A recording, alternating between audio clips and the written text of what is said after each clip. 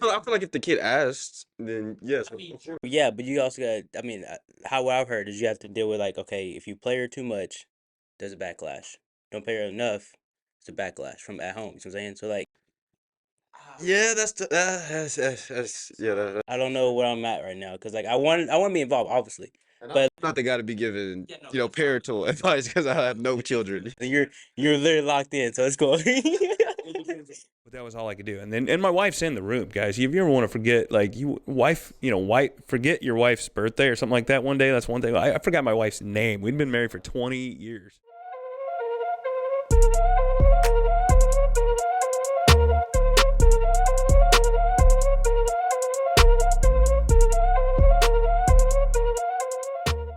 Welcome back to the Labwork podcast. Today we've got Matt Thomann with us. Matt is a life coach, just a guy that actually had a chance to meet about a week ago.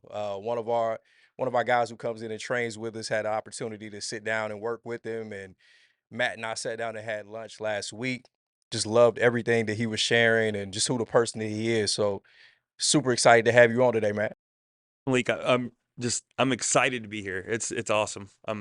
You asked me to do this, and I'm really looking forward to it. So my first opening question would be just give us a little bit about your background.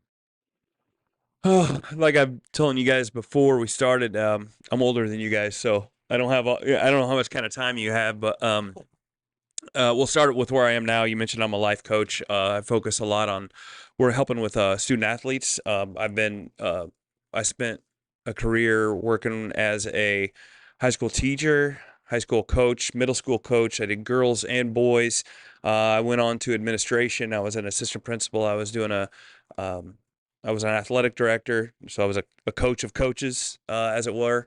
And then so that's my background. So when I got into life coaching and mental coaching, working on mental toughness stuff, I wanted to focus on two areas with two types of people. First being student athletes. That's what I knew. That's the world I was from. And I knew that how important mental toughness was or is for student athletes and how many struggle with it, especially now. It seems worse. And then I also work with educators and coaches. So that's the two groups that I work with. Yeah. So where were you coaching and being an athletic director? Yeah, so I came from a school, Deer Creek Mackinac, which is in central Illinois. If you know central Illinois much, it's between Peoria and Bloomington. Small, fairly rural school. Yeah, so that's where I was. Okay, got you. And how long were you doing that? So, right about 10 years. Yep. Yeah. So what would you say was more enjoyable, the athletic directing or coaching? Um, it's a tough question. I don't know. It- I really enjoy both, but when it really came towards the end, uh, the reason I got into athletic directing and that was my overall reach was more kids because I could reach coaches. I had enough experience coaching and the way I wanted to do things or the way I thought things needed to be done, or I don't want to put it that way, but the way I could guide more people, they could guide their kids and reach more people, which is kind of why I got into that. Nice. Okay. Well, also, my last year of coaching was coaching a girls' team that my daughter was on, and um, I love coaching my kids. I love both my kids. But coaching your daughter is tough. Tough. I heard they listen more than guys. Well, here's the good thing. Here's the difference about girls, and this is not like the good thing about coaching girls is they will do whatever you tell them. The bad thing about girls is they will do whatever you tell them.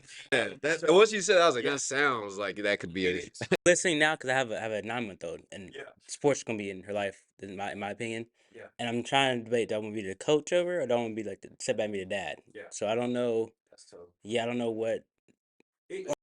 I feel like if the kid asked, then yes. Yeah, but you also got. I mean, how what I've heard is you have to deal with like, okay, if you play her too much, there's a backlash. Don't play her enough, it's a backlash from at home. You know what I'm saying? So like, Yeah, yeah. I don't know where I'm at right now because like I want to be involved, obviously, but not the guy to be giving, parental advice because I have no children. You're literally locked in, so it's cool. A little bit on in the personalities, your personality, their personality. My daughter and I are so much alike that sometimes when you're too much alike, my son and I are very different. So because I coached him as well. I've coached them both, and not his entire career at all, just some. Yeah, it's different. Okay, I mean, do you coach your daughters? No. Big no. So actually, my wife and I actually coached together. We coached middle school girls. So like when I first got back to town, I coached this knucklehead and some other guys over at Gallatin, and then my wife was like, shout out to Mount Juliet High School. Anybody in the area, they know what that was at that time, and those girls what that looked like. But she comes from that, so she was like, hey, they don't have a basketball coach. Principal came to me and asked me, will I coach? Will you help me? I was like, Okay. what are we coaching? She's like, we got girls. I'm like, all right, we'll see how it goes. But middle school girls are exactly what Matt said, man. Like they'll do whatever you say. They're also gonna do whatever you say. So if I say she's gonna pop here and the ball and it's gonna be open, win, lose, or draw, they're throwing that ball to the wing. Yeah, so it's one of those situations. And you have girls with high IQ that can figure things out and play, but for the vast majority, that's what you deal with. But to answer your question, Maisley and I have kind of talked about it. She enjoys me just being on the sideline to support or like being able to just watch. Now, as she gets older, we'll see. She's 7 now, so we'll see how that goes. But And I don't want to say it wasn't so much a high IQ thing or a low IQ thing for basketball. For me, it was the girls. Their desire to be people pleasers seems to be a little bit higher, so that always would trump things. And a lot of times the girls would do something. You're like, well, why didn't you just do that? And we're like, well, you said this, and I wanted to do what you said. So, whereas boys, we've all been high school boys, and it's like, thanks for the suggestion, coach. but I got it.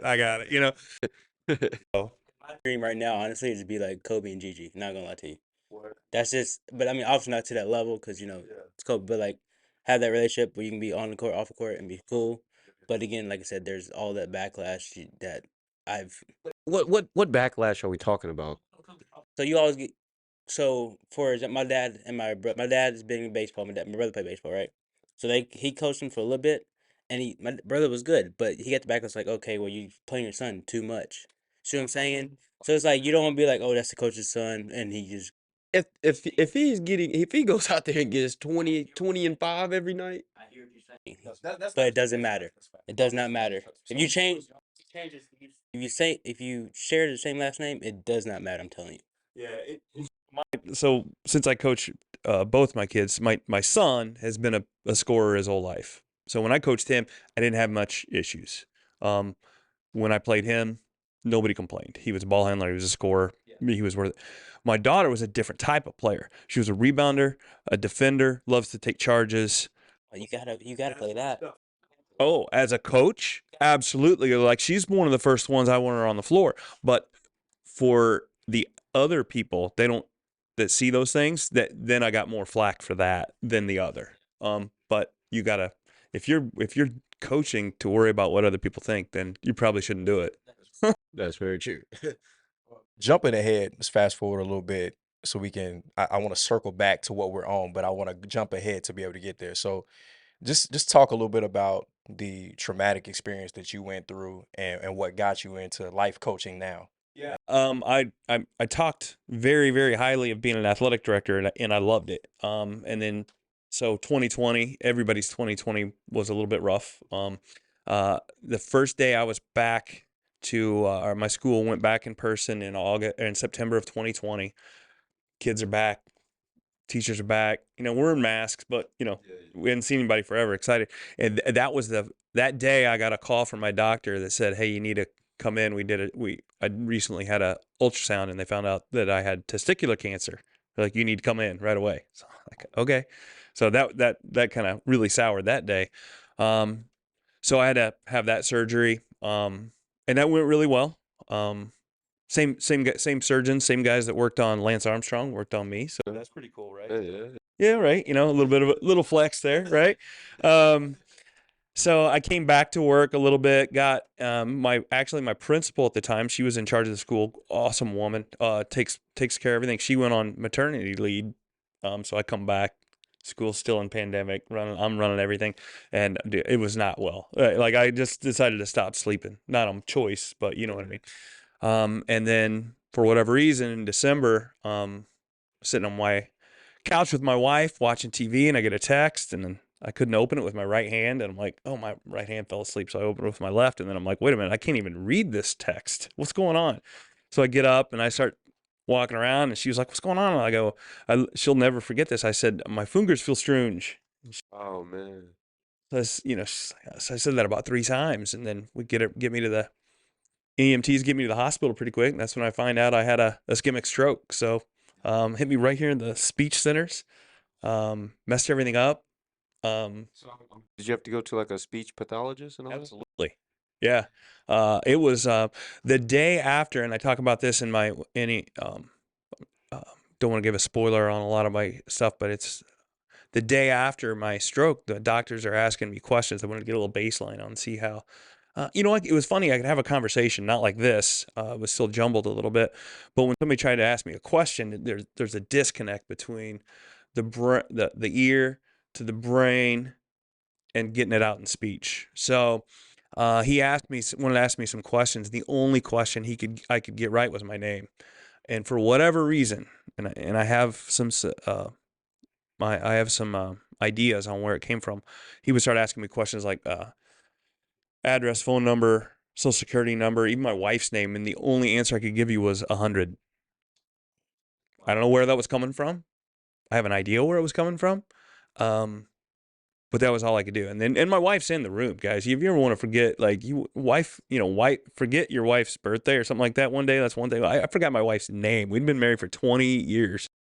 So it was rough. So it was a big adjustment. Yeah. That's what prompted the change when I wanted to go back to work and working at the athletic director stuff. It was like, I'm not sure this is going to work, but I was like, I want to find something I can do to help people with mental health, because it was a struggle.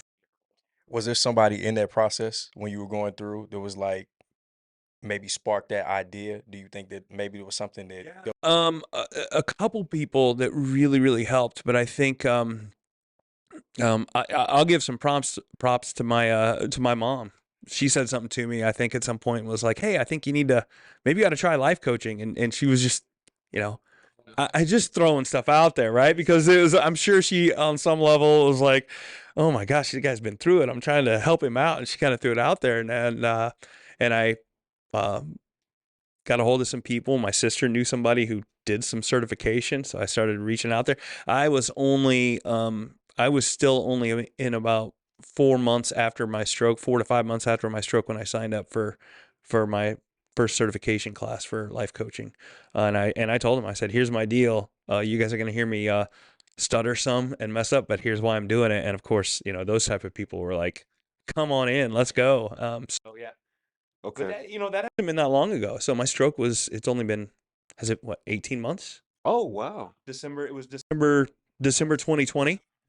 Yeah. Phenomenal. Yeah, you got to work at it. They told me it'd be 12 to 18 months, which is, right out of out, but you got to, Work. yeah, it hasn't been fun the whole time. But yeah. So the fact that I would take that and then I was like, you know what? At first I was like, I wanted to get into some speaking, and I've started doing speaking engagements, and I was like, I don't know how that's going to work. And I'm like, who cares? Right? Like, who cares? Like, tell me at the end of my story, when I tell you why I'm stuttering some or catching words or miss a word, like, it's on you. It's on you if you have a problem with me catching all words, right? So yeah. What would you say would be some of the lessons that you can pull out of that? If I was one thing, it is learn to control what you can today.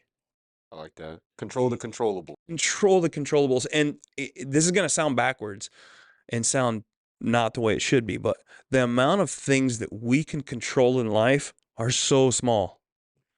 Our attitude, our effort, our decisions, they're so small, but that actually gives you hope, right? It helps really make things smaller and say, okay, what am I going to do today? To play upon that, it's like making your bed every morning. It's so small, but that's one accomplishment that's registered already in your brain. Starts my day. I read what was it, the Marine or like when somebody shared that with me, and I had already been just because my mom, like when I was like, but when I read that and he was talking about how that jump starts your entire day, I started doing it consciously thinking about it, and it literally does because one task is done as soon as I get up. Yeah. Well, when I spoke to some of your kids yesterday, it's one of the things I said is the goals are fantastic, and we have to have goals for drive. But and let's say you got a kid that's a junior high kid or whatever, or high school kid, and he says, "Hey, my goal is I want to be an NBA player." That's fantastic. Have that goal, but that can't be your goal at practice today. That can't be your goal at this game today. Maybe you need to have a goal that you're going to work on your left hand a little, right? You need to have these little goals that you can have success at that will build confidence, right? Ball effect. It's right? It's a big positive snowball rolling down the hill, right? Yep. And like our last day at high school ball practice, we was all sitting in the semicircle, and I was like, guys, what I want you to do is if you don't write your goals down, have your goal, but don't have that goal and don't have tasks and objectives under that goal of how you I got that from ET. Immeasurables. Yeah, exactly. He was like, have your goal, but he's like, I don't want you to write this goal down without listing out all the energy it's going to take, all the circumstances that you're going to have to go through, the step-by-step guide of how you're going to ultimately reach that. So if you want to go all county, how are you going to go all county? I'm going to average 20. How am I going to average 20? I'm going to make 5 points each quarter while also getting my teammates involved. I want to win district. How do you win district? Having great, phenomenal practices, being engaging with teammates, high level energy at all times, film study. All of these things have to go under winning state. So it's not just Are you gonna go to bed on time? Are you gonna eat right? Are you gonna? I mean, there's something you can do every day to get towards your goal. It's just having that discipline. The other thing I got was I've started to I keyed off that idea about being able to only say 100, and I've kind of built on that idea, and I tried this idea of living your 100. And my idea of living your 100 is, I think that I don't always like to measure and say, okay, are you giving 100% or not? Because um, I, I think that's lost something. We see it on T-shirts everywhere, everything. But I like the idea if we start saying, hey, you have 100% to give, right? We give 100%, but where are you giving it to, right? Like be very purposeful on what your decisions are, right? And focus on what you can. I think people get a lot of the mental health struggle that I think we have. And guys, this is just me from my. I'm not you know what I mean. I'm not Dr. Thomann here, not PhD or anything. It's just school of hard knocks is all.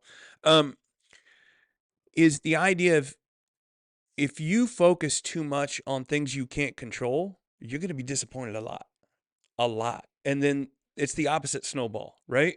It's then you're negative all the time, and you think the world's against you, and you start thinking about how things happen to you, right?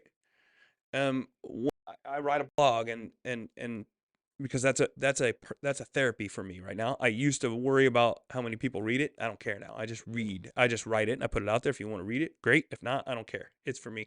But I was able to make a change about me having cancer and a stroke in a 4-month stretch, and I'm able to write now and say now that I'm able to not say that is not something that happened to me.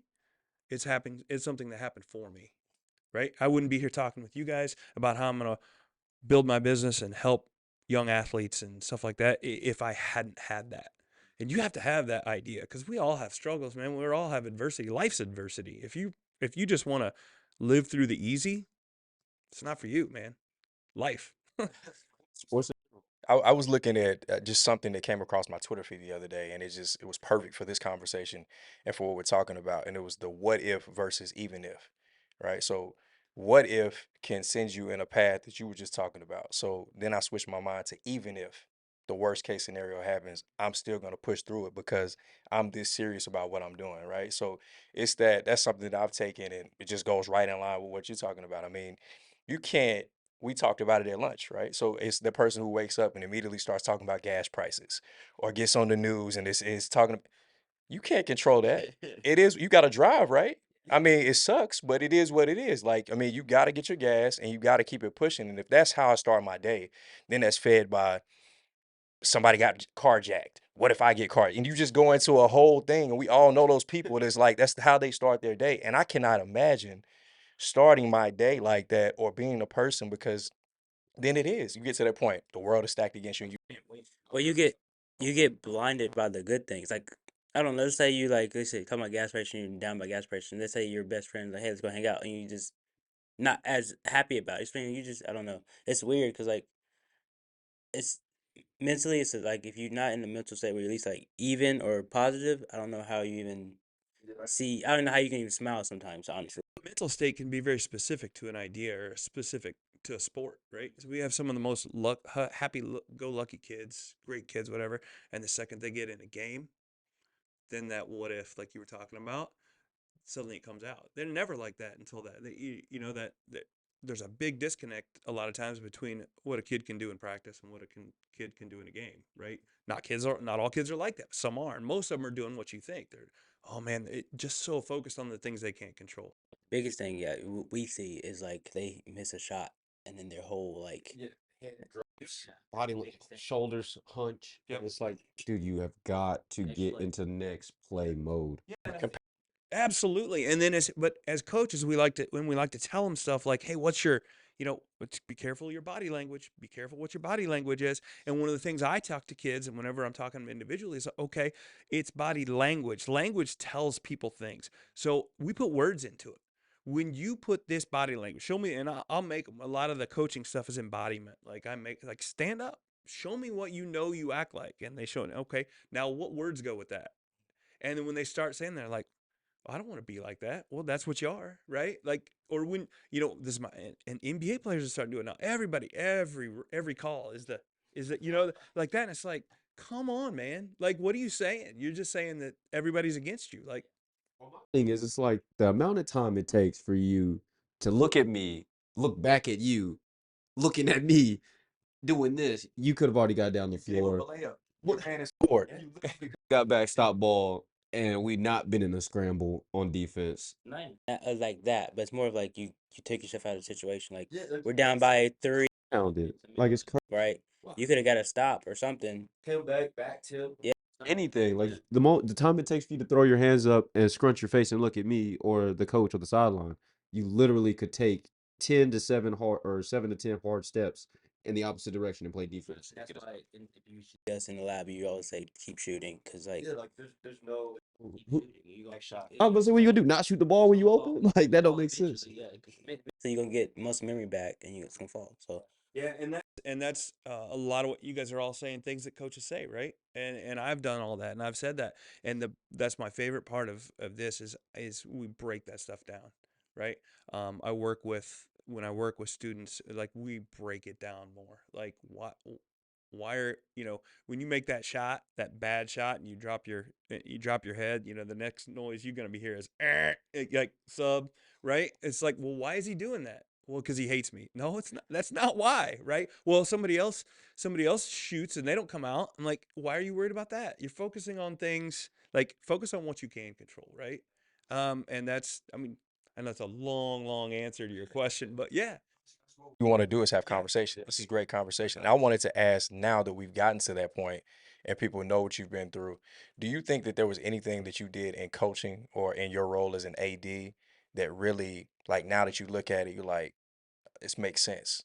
Obviously what you went through is not something that we want to, to have to go through in order to get to where you got, but connecting those two. you can't be in a situation like I am right now and not believe that God put it in front of you. I, I couldn't, right? Like, so yeah, I believe that one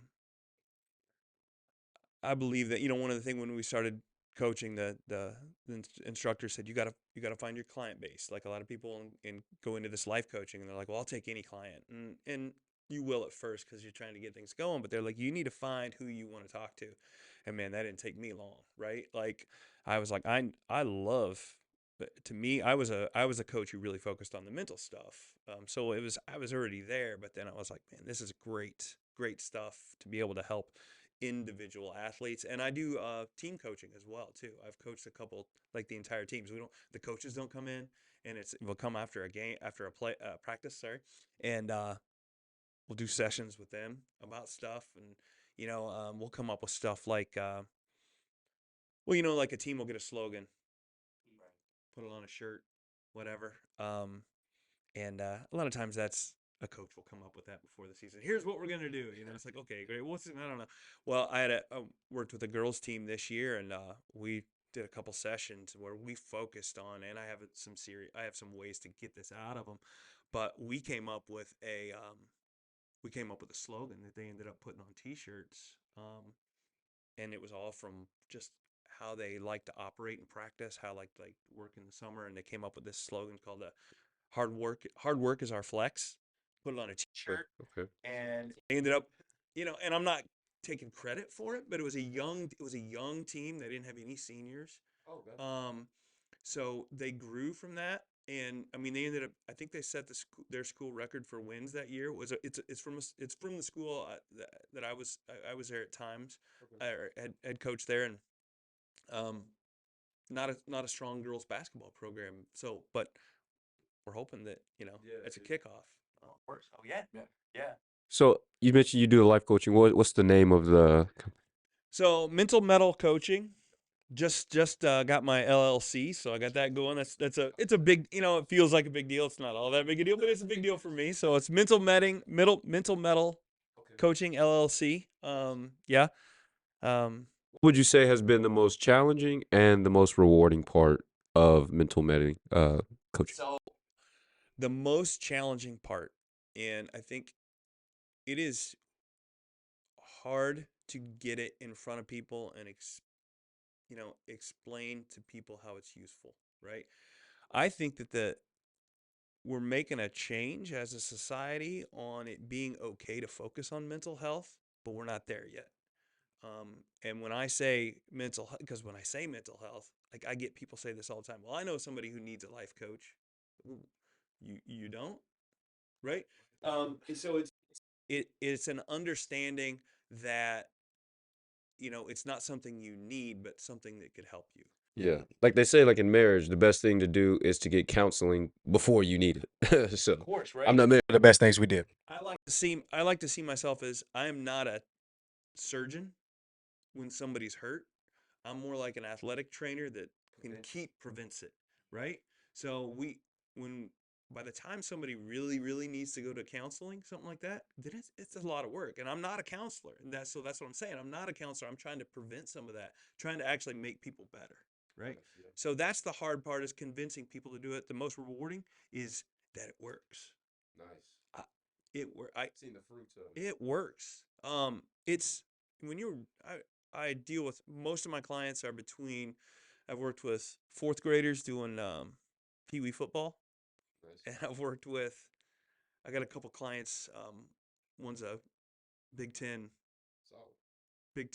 offensive lineman. Nice. Dude's like 6'8", 350, something like that, right? It's a big dude. Yeah, right. Like so you got both. You got a kid that he was the stud in high school, and then now you're going to the Big Ten. Everybody's that. Everybody's that, man. So he doesn't need anything, man. Like, he's great, but I can help him set some goals, like we were talking about. Stay on that path. Right? Because he's got goals bigger than that, right? Yeah.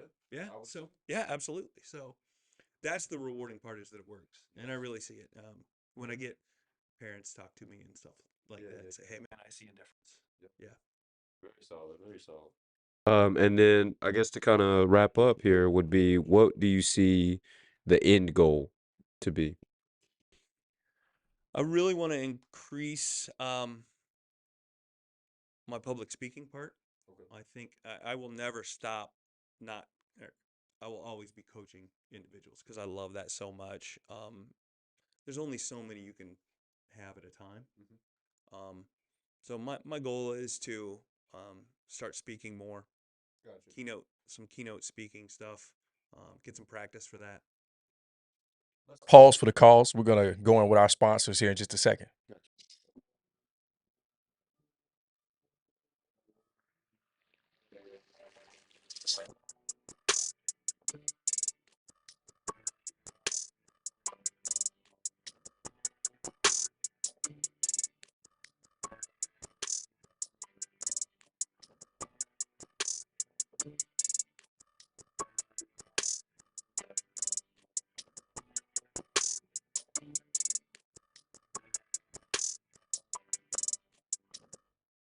All right, welcome back. That was a break from our sponsors, Unscripted.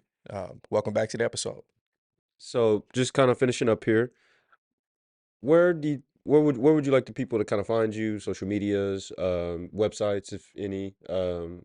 What you got going on and coming up? Yeah, so my website is mentalmetallifecoaching.com, and make sure you read that. It's metal as in METTLE. It's an old school word if you don't know it. Yeah, it's and I picked it up because it means to show toughness and resilience in the face of adversity. Okay. If you ever, it's an old school. You might hear old sportscasters say, "Oh, they really showed their metal today." That's where it's coming from, and I don't know. I don't even know where that came from, but I just liked it so much I started putting it together. So yeah, so that's my website. I'm on Facebook. Yeah, and I'm always a little bit about the coaching too. When you look on there, it's like I would say about 80% of my clients right now are done virtually. So Okay. I try to I like coaching in person, but I have people contact me. I think I've coached kids now in I don't know, five different states probably. Okay. And so and it's just connections. It's word of mouth and That's the and best type of advertisement. well, it's the only one. When it's not the only one, but Yeah. it's the best. I mean, especially when you get somebody come to me and say, "Hey, I'd like you to work with my son or daughter," and I'm like, "Well, where'd you hear from?" And it's like, "Well, I mean, the best was like somebody was like, "Hey, I asked my sister why her son seemed a little bit different at the game today," and she's like, "Well, actually, I've been working with this guy," and I'm like, "Well, you can't, right? You can't." I'm like, "Oh, that's then you would talk about the rewarding part, yeah, that's it." But yeah, so yeah, yeah, but no, it's but there's so much progress for kids to have with mental toughness and mental coaching because it's not done, right? Like if you show up a kid that shows up and he's never dribbled a ball with his left hand, well, do it for 3 weeks, you're gonna have a lot of progress, right? So you're talking about stuff that's not been done with kids. So as soon as you do it, you see progress. Because they're just taking that information and applying it. It's like if you start lifting for the first time, you're gonna see gains in a hurry, right? Doing it because you start looking in the mirror. Yeah, you can see it. It's noticeable. But you gotta start eating right. So there's measures that you have to take to for sustainability. Absolutely. So I mean, Matt, we can't thank you enough. I mean, I love this is the kind of conversation we love because I mean it just goes our two worlds collide. Obviously, which is how we met. We even met was through that. So thank you so much for coming on, man. I think we definitely will probably do a part two. Yeah. Like I told you, I got stories, man. I left parts out, but that's fine. We can save them for another time. So Yeah, we'll do that on the next one. Well, thank y'all for tuning in. It's another episode of Lab Work.